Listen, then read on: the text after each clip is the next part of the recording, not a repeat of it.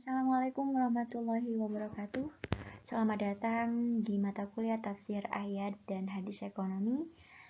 Selama satu semester ini, rekan-rekan mahasiswa akan belajar tafsir ayat dan hadis ekonomi bersama saya, Sofia ME. Pada pertemuan pertama ini, kita akan belajar tentang Al-Quran dan ekonomi. Sudahkah kalian mengenal apa saja sih ayat dan hadis ekonomi? Baik, kita akan belajar tentang Al-Quran dan ekonomi. Secara garis besar, dimensi ajaran Islam itu terdiri dari 3, yaitu iman, Islam, dan ihsan. Islam sendiri itu terbagi menjadi 3 lagi, ada akidah, ada syariah, dan ada akhlak. Akidah di sini berarti ikatan atau kepercayaan dan keyakinan ke dalam apa yang disebut dengan rukun iman. Ada berapa rukun iman? Pasti teman-teman sudah paham.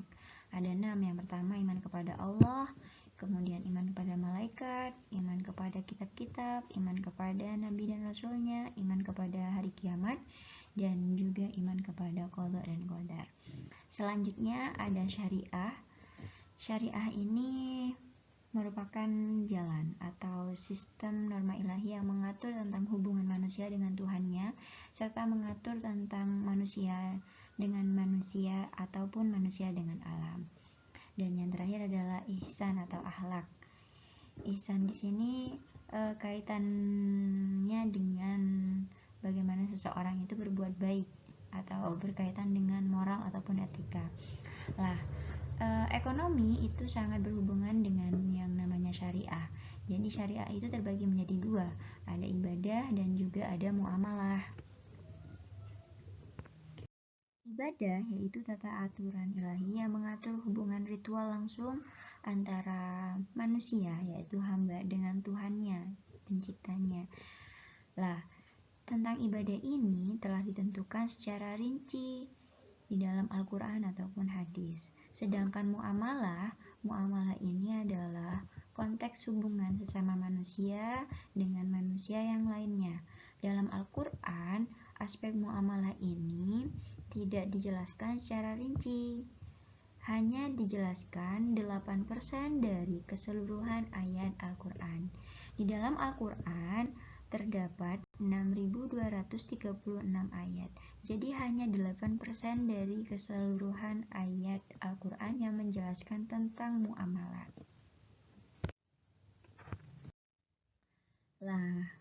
Mengapa sih ayat muamalat itu hanya sedikit sekali disebutkan dalam Al-Quran? Padahal kalau misalkan kita tahu ya, masalah antara manusia dengan manusia yang lainnya itu sangat penting sekali. Banyak sekali permasalahan yang harusnya dijelaskan dalam Al-Quran, akan tetapi Allah tidak menjelaskan secara rinci di dalam Al-Quran, hanya menjelaskan sebagian saja dalam Al-Quran. Yang pertama alasannya yaitu Al-Quran menggunakan bahasa yang tafsili atau tegas, sehingga ruang untuk terjadinya perbedaan penafsiran sangat kecil.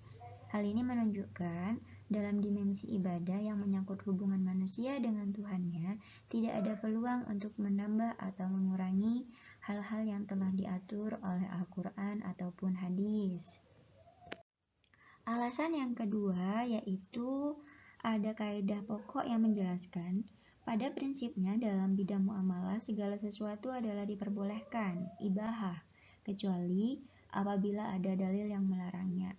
Prinsip ini tentu saja memiliki implikasi yang cukup luas di mana manusia dapat mengembangkan aturan-aturan global Al-Quran agar tetap relevan dengan perkembangan zaman. Dan selanjutnya ada pula yang menjelaskan tentang kaidah pada prinsipnya dalam persoalan ibadah itu segala sesuatu terlarang kecuali ada dalil yang melarang. Demikian itu dalam masalah ibadah, kreasi dan inovasi manusia itu tidak diperlukan karena semuanya telah diatur secara rinci. Manusia hanya dituntut untuk melaksanakan sesuatu sesuai dengan ketentuan-ketentuan yang ada.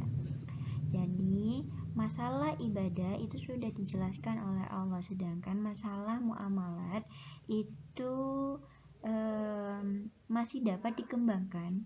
Manusia dapat mengembangkan sesuai dengan perkembangan zaman. Karena dalam Al-Quran itu sangat sedikit sekali menjelaskan tentang muamalat, maka diperlukan yang namanya tafsir.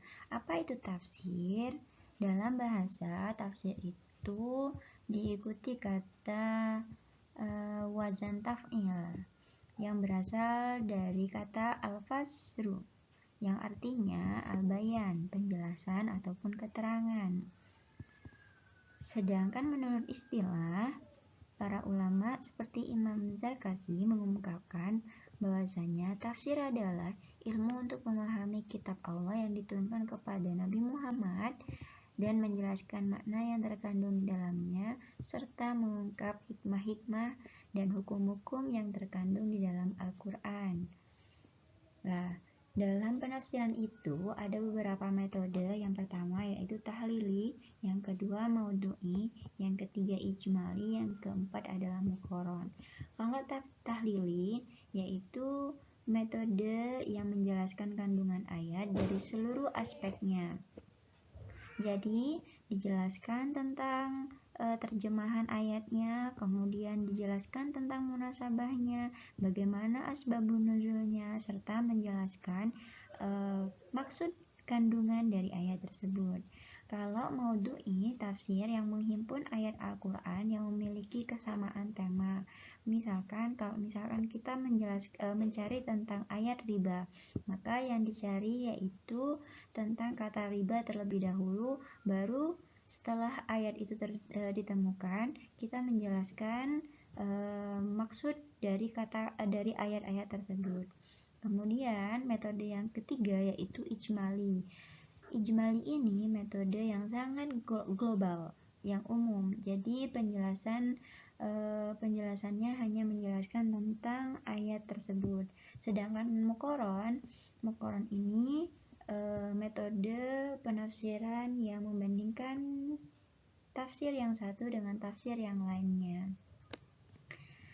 Itulah penjelasan singkat tentang Al-Quran dan ekonomi. Semoga teman-teman dapat